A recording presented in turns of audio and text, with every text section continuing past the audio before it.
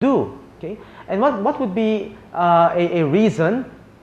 Let me give an example. No? Some people, they say, oh, I really want to pray. I realize that prayer is very important. I want to commit myself to prayer. And so they do make that kind of commitment to prayer, and yet they find themselves unable to do it on a consistent, in a consistent way. And again, we're not saying you're not being sincere, or we're not calling into question the good heart of the person, but very often there might be a more practical reason why they are unable to do it. And the underlying problem often could be because of a lack of personal order. The desire is there, the interest is there, the intention is there to pray, but because one very practical thing is missing, which is the lack of personal order, then their best intentions are often not met. So let's discuss first of all the need for personal order. And I want us to speak from Galatians chapter 5. And in two verses in Galatians chapter 5, in verses 22 to 23, we have the so-called fruit of the Holy Spirit. Okay. And so it says, but the fruit of the Spirit is love, joy, peace, patience, kindness, goodness, faithfulness, gentleness, self-control. Against such there is no law. Okay? So here is one list of the character traits that are supposed to be coming out as a person lives a much more spiritual life, a much more spiritualized existence. These are the things that we want to look for in a person's life. When we are living the life of a Christian day in and day out, and as the years go by and we are allowing the Lord to transform us more and more, we want to look for more love, more joy, more peace, etc. And the point is not to say, well, at least if I have love, that's enough, no? Or maybe if I have 5 out of 9, isn't that enough for me yet? No, you see, look at the beginning of that verse. It says the fruit of the Spirit. What we are looking for is all of these things taking place in our life. We're not simply choosing one or a few of these things, but we are looking for all of these things to begin to be manifest, to show themselves in our life. Now, what I want to do is to highlight 3 of these things. I want to highlight peace, which is sometimes understood as good order. I want to talk about goodness, which is also translated as generosity. And I want to talk about faithfulness. So these are 3 particular character traits that are the fruit of the Spirit in us. And why am I picking out these 3? Because these are especially helpful in the area of personal order. So very quickly, talk about goodness or generosity. We want to be good or generous toward God and others. And the model, the great model for us of generosity is God Himself. God is good toward us. God is generous toward us. And therefore, we want to imitate God Himself. Here is a particular verse that is quite apropos regarding generosity from 2 Corinthians chapter 9, verse 6. St. Paul says, "He who sows sparingly will also reap sparingly, and he who sows bountifully will also reap bountifully." You know, this particular saying, or it almost sounds like a proverb, no? But this particular word of wisdom is very practical. Think of, let's say, your work in your career. Think of your studies. Think of just normal day-to-day work. When you don't put in work, when you don't invest time and energy into doing something, then what you get out of it will also be very minimal. If you invest a great deal, then you can expect a lot more. And so here is a wisdom, no? That applied to our spiritual life, to our Christian life. If we sow bountifully, if we spend time with the Lord, and if we are generous with the Lord and with others, we can also expect there to be good returns on our generosity. A man like Stephen Covey, who popularized the 7 habits of highly effective people, he speaks also about emotional deposit and emotional withdrawal. And he says that we always want to make sure that we are depositing more than we are withdrawing. You can no longer withdraw if you have not deposited something in a relationship. And so even secular wisdom speaks about these things, that there is a real need for us to be generous. But it's not simply a balance sheet thing or a kind of pragmatic approach, but really we want to be generous as God Himself is generous. Another quality that we're looking for is faithfulness. Okay? Faithfulness as a fruit of the Spirit. And again, we want to be faithful like our God is faithful. The best commendation we want to hear from the Lord at the end of our life is not so much, great, you now have many PhDs. No? Or well done, you now have 10 mansions. Or good job, you have 5 cars in your garage. That's not the most important thing that we want to hear from God. It's not how much money we made, or how much how big our houses were, and so on. The best commendation we want to hear from the Lord at the end of our life is, well done, good and faithful servant. So faithfulness is something we want to hear the Lord praising us for at the end of our life, because God Himself is faithful, and He looks for faithfulness among His people, among His servants. And the third quality we're looking for is peace. Okay. So when you look at the Revised Standard Version, it says the fruit of the Spirit is love, joy, peace. Now, the word peace in the Bible usually means good relationship between people. Okay? So peace means that your relationship with others is going quite well. But in some instances, the word peace can also refer to good order. Here's an example. From 1 Corinthians chapter 14, verse 33, St. Paul says, "For God is not a God of confusion, but of peace." Now, the background to this particular verse is a prayer meeting. We're all used to prayer meetings, and some prayer meetings, because people can become so spontaneous and so quick to bring out their spiritual gifts or senses, that it can sometimes become confusing. Paul is particularly pointing out a situation in the community in Corinth where people were bringing out a prophetic word, or speaking in tongues, or prophesying in tongues, and doing all kinds of things out of order in a prayer meeting. And it was becoming very, very confusing. The prayer meeting was degenerating into a riot, okay? Into a chaotic situation. And that's where he says that, no, let's have good order in a prayer meeting, because God Himself is not a God of confusion, but of peace.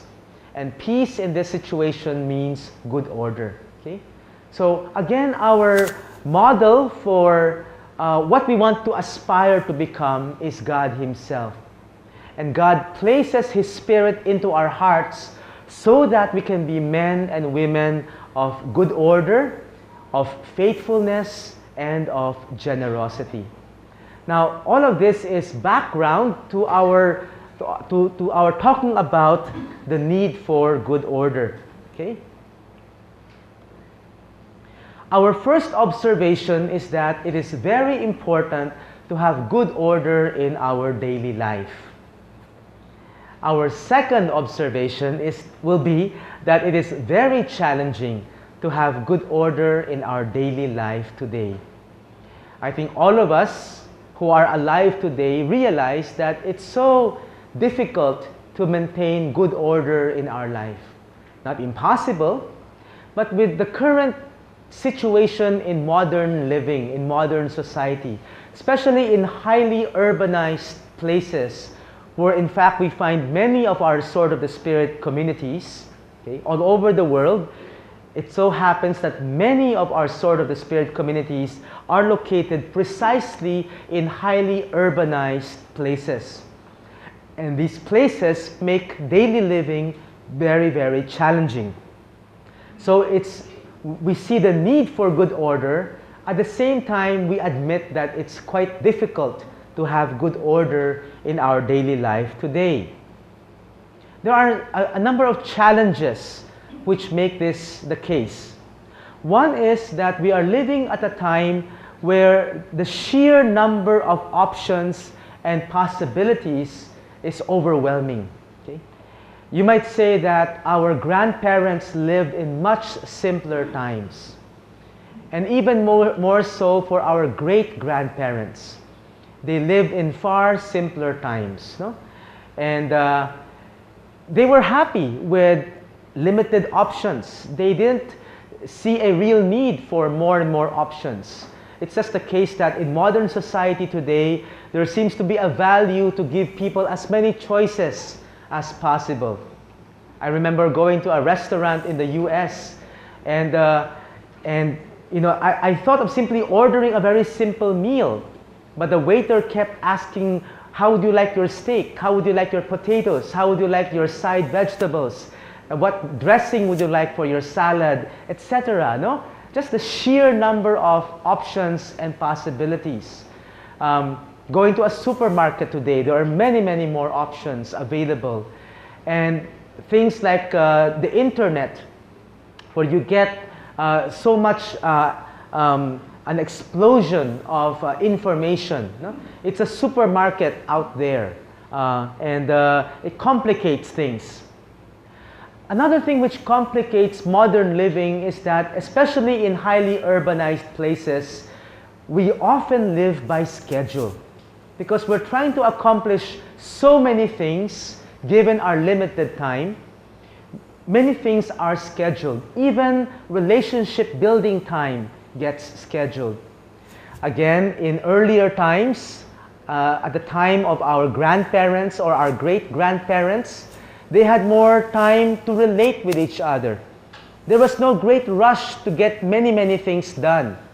People lived in simple neighborhoods, and in the evening they can walk out of their to the street, and the neighborhood children are playing there, and the parents are also outside, and they can talk to their neighbors. And you know, that's no longer possible nowadays in highly urbanized places. And given our own workload, given our own responsibilities in life, we have to schedule many things. And we are also overwhelmed by what can be called a busyness syndrome. You know, you are overwhelmed with this idea that I have so much to do, but I don't have enough time to do all of them. Okay? And sometimes people can play on our guilt, our sense of guilt. No? They can say, oh, you no longer spend time with us, or you no longer are able to do this for us. And we feel overwhelmed by the sheer number of things that we are unable to do.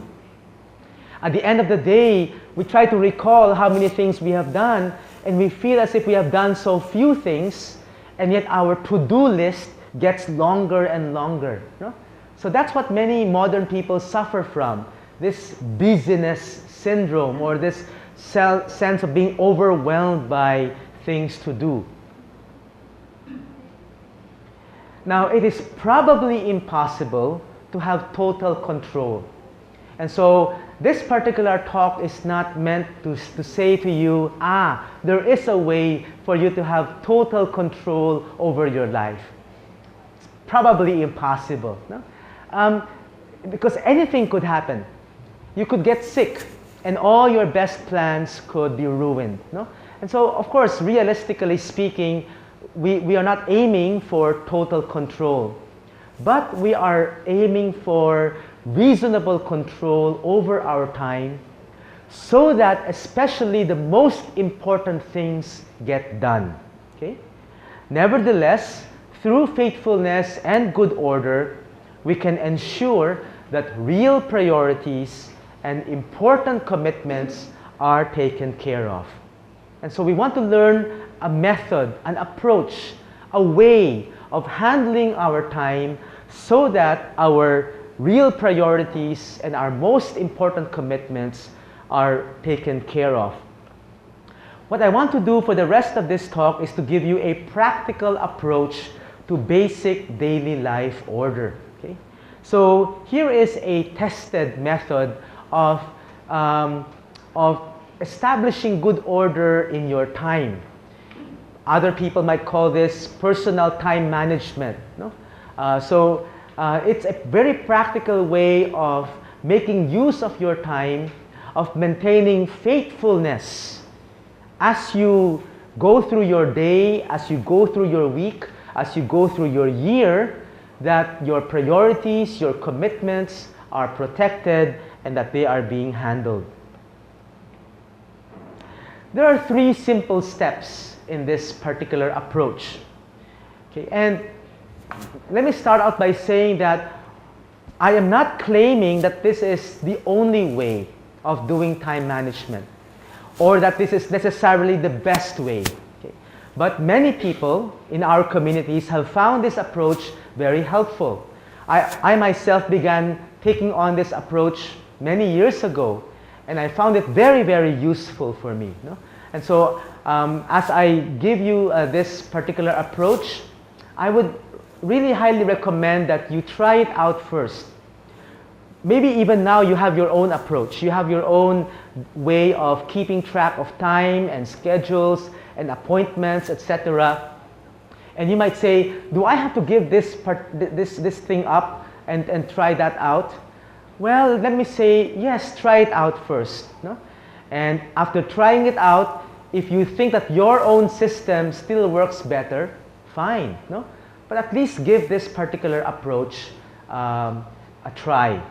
So the first step, there are 3 steps in this approach.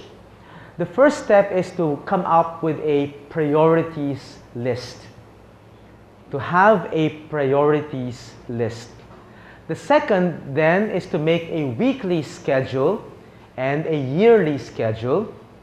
And the third is to commit to having a regular time, probably each week, to work on scheduling. Okay? So in this particular talk, I will concentrate on the first one, which is to have a priorities list. And it's actually very important. It's a foundational skill, no? Because it boils down to us having the right way of understanding what are our priorities and what are my basic commitments which I have to do. Okay?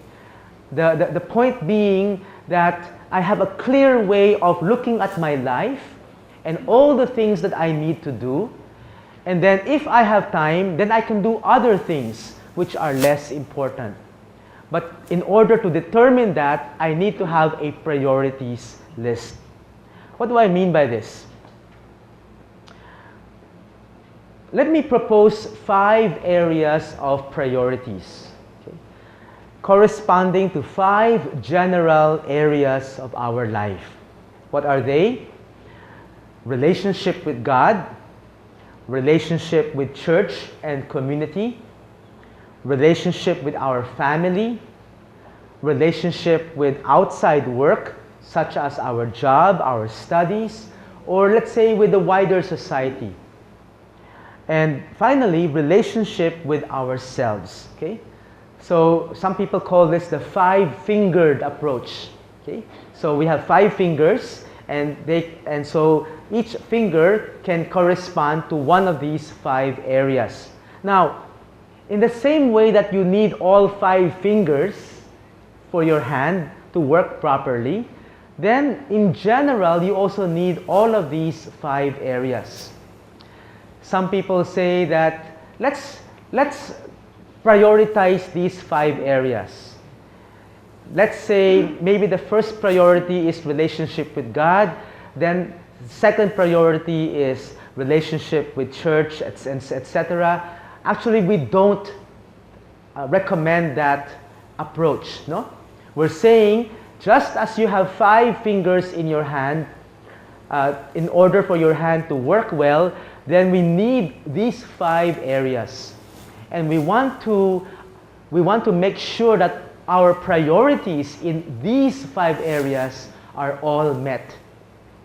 So let's not necessarily have to prioritize these 5 areas, but let's ensure that all the things that we need to do in each of these 5 areas, that they are being handled, that they are being taken care of.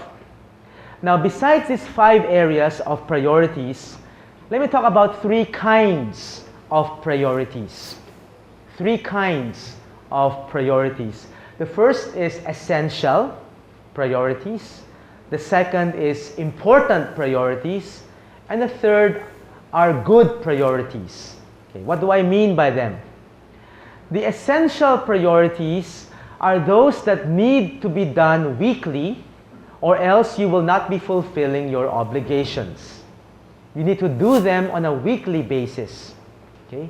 That's a good rough guide, no? For an essential priority. This is something that I need to do weekly, or even twice a week, or even 3 times a week, in order for me to fulfill my obligations. The important priorities are those that I should really do them as well, but perhaps not necessarily every week. Okay? What connects these 2 kinds of priorities, the essential and the important, is this simple guideline. If you don't do them, then you are not fulfilling your obligations. Then you are not doing what you need to do. You are failing in some of your commitments. Okay? So the essential and the important both have to do with commitments and obligations. You have to do them in order to be faithful to your commitments. Okay? The difference between them simply being that the essential is something you do every week or even twice a week, etc. And the important one, perhaps not necessarily every week. Okay? But both have to do with obligations. And that's what makes them different from the third. The good priority is something good to do, but you don't really have to do them. We're not talking about an obligation here or a commitment, but it's still something good to do if you have the time. Now notice that, no? Because if you are unclear in your mind about your priorities and commitments and obligations, then what is to distinguish this good thing from another thing from another thing? Well, that's why we take time to determine, is it essential? Is it important? Or is it simply a good thing? That if you have more time, then you could do it. But if you don't have more time, then I'm sorry, but you just cannot do it now. No? So if you have clarity in distinguishing these priorities, then it will help you to come out with a priorities list. Now, determining these priorities is only the first step. What we need to do is to plot them. Okay? So the next thing is to come out with a worksheet. As you see right now, this is a personal priorities worksheet. And the way I have laid it out, you have all 5 categories of priorities: God, church and community, family, outside work, and myself. The myself there has to do with my health, my grooming, my exercise, my sleep, for my own personal well-being. Don't forget that. It's also a very important area of your life. If you neglect that, then you will also undermine your ability to do well in other areas. Now, at the same time, you also want to distinguish between essential, important, and good to do things. Now, what I want to do right now is to give you an example. Okay? These are not necessarily my priorities, but let's say an average person. Okay?